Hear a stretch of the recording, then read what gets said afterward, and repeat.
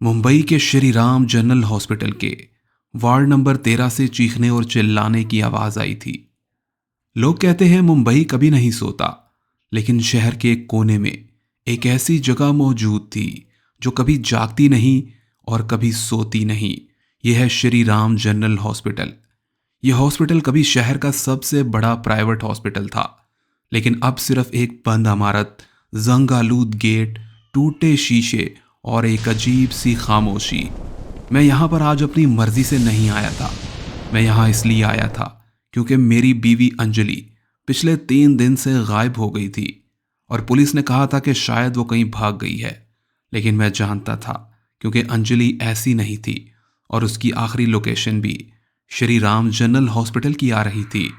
यह हॉस्पिटल 5 साल पहले बंद हो चुका था। कुछ लोग कहने लगे थे कि यहाँ पर शायद बहुत ही बुरे तरीके से आग लग गई थी, और कुछ कहते थे कि मरीज यहाँ पर अचानक से मरने लगे थे, और कुछ का यह भी कहना था कि एक नर्स पागल हो गई थी और उस नर्स का नाम था राधिका। रात के 2 बजे मैं हॉस्पिटल के गेट के सामने खड़ा था। गेट जंजीरों से मुकम्मल जकड़ा हुआ था, मगर एक तरफ से थोड़ा सा टूटा हुआ। अंदर दाखिल होते हुए मुझे बहुत ही अजीब सी बदबू आई, जैसे दवाएं, सड़ा हुआ गोश्त और नमी मिलकर बदबू आ रही हो। मेरा मोबाइल टॉर्च मोड पर था। हर कदम के साथ फर्श से चिरचिराने की आवाजें आ रही थीं, और फिर मुझे किसी के चलने की आवाज आई, टिक टिक टिक, जैसे नर्स के जूतों की आवाज। और मैंने आवाज दी, अंजलि, लेकिन कोई जवाब नहीं आया। वार्ड नंबर 13 की तरफ से हल्की सी रोशनी आई और कुछ चीखने की आवाज भी। मैंने जैसे ही दरवाजा खोलने की कोशिश की, अंदर से एक औरत की आवाज आ गई, और मरीज अभी सो रहा है, इसको डिस्टर्ब मत करो। आवाज बहुत ज्यादा धीमी थी, लेकिन बिल्कुल साफ थी। मैंने दरवाजा धक्का दे दिया और खोल दिया, और अंदर का जो मंजर था उसने मेरी जिंदगी को एक लम्हे में तब्दील कर दिया। ये मेरी जिंदगी का सबसे खौफनाक लम्हा था। मुझे लगा था कि शायद बस अब मेरी मौत है। एक पुराना बेड था, इस पर एक लाश बंधी थी, आधी जली हुई और आधी कटी थी, और इसके पास सफ़ेद यूनिफॉर्म में एक औरत, जिसका चेहरा पीला, आंखें बहुत बड़ी, बाल लंबे थे, और ये कोई और नहीं, नर्स राधिका थी। वो लाश को इंजेक्शन लगा ही रही थी और साथ साथ मुस्कुरा रही थी।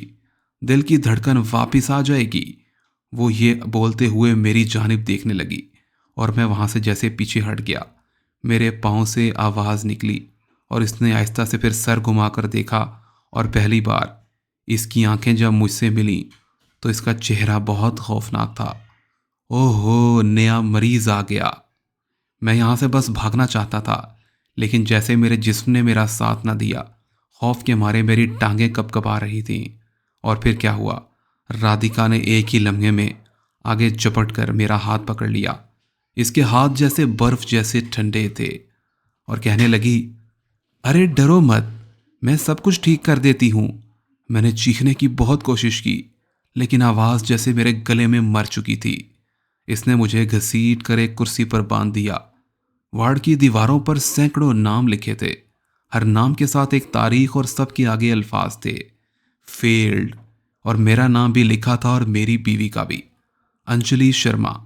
मेरे दिल जैसे धड़कना बंद हो चुका था। मैं बहुत चीखा, तुमने उसे क्या किया, वो किधर गई है? और फिर वो हंसने लगी, हा हा हा हा हा, वो अब मर चुकी है। मैंने बचाने की कोशिश की थी, लेकिन कुछ मरीज वापस नहीं आते, और उसने मेरे सामने ही मेरी बीवी का नाम लिया। मैंने पूछा, ये तुम सब कुछ क्यों कर रही हो? फिर वो अचानक से संजीदा हो गई। मैंने हॉस्पिटल में काम शुरू किया था। एक दिन आग लग गई, सब मरीज जल गए, और मैं भी मर गई थी।